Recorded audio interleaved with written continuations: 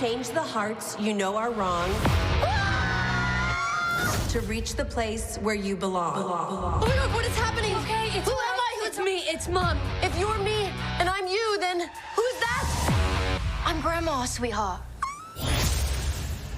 And that was a clip from Freakier Friday. Joining us now to talk more about the movies of the week is film critic Richard Crouse. Richard, great to see you. Tell us about Freakier Friday, another installment to the 2003 Disney movie. Does it live up to the original? You know what? It does, I think. So this is almost 25 years later. You've got Jamie Lee Curtis and Lindsay Lohan back. They're playing mother and daughter again. But the thing about sequels is that they have to be bigger and louder and longer. So Lindsay Lohan now has a daughter and is about to get married, blending her family with another. So there is now a stepdaughter involved. So all four of them swap personalities here.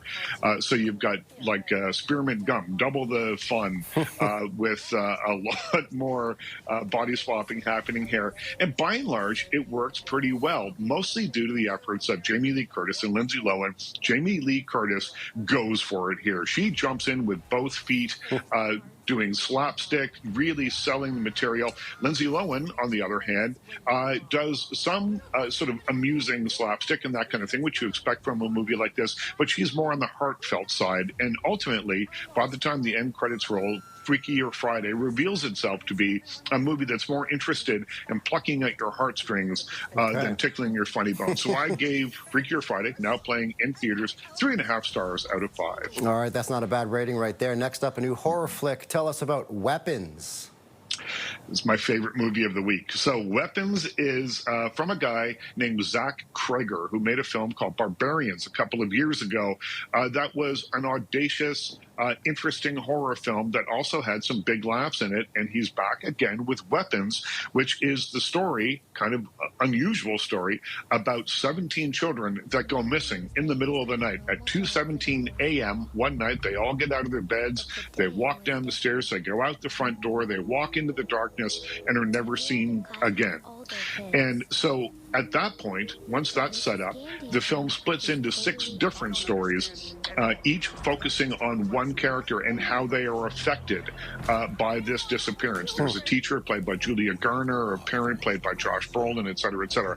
So then all those stories dovetail into a conclusion that I can only call bonkers. Absolutely unreal. It made the audience that I was watching this with cringe in horror occasionally, laugh out loud. It is really kind of fun stuff. It's an entertaining, interesting movie that I gave 4 out of 5 stars to. It's called Weapons, and it's in theaters now. All right, next up, we have The Pickup. This is a star-studded cast. Your thoughts about this one? This is on Prime Video, so you can stay home and watch it tonight.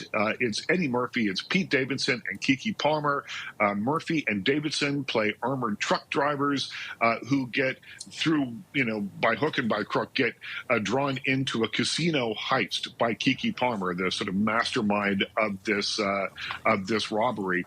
And, with those 3 stars, Eddie Murphy particularly, who is so charismatic and so funny and has made me laugh more times than almost anybody else over the last 40 years or so. You put those together and it should be dynamite, but the action is as generic as it gets.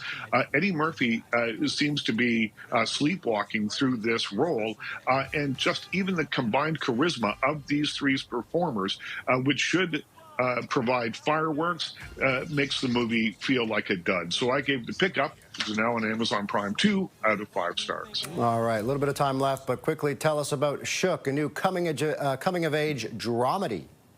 Yeah, Shook is equal parts drama, equal parts comedy. It's about a young guy in his 20s trying to navigate a career and a romance and his estranged father who has Parkinson's disease. And this is a really interesting story about what it takes just to get ahead with a main character who's not always likable, but somehow the movie manages to make him relatable and keep you on his side all the way through, and that's quite a feat. So I gave Shook 3 out of 5 stars, and it's in theaters now. All right, some good options there, both on the big screen and at home on streaming. Joining us with his take on the movies of the week is film critic Richard Crouse. Richard, always appreciate your time.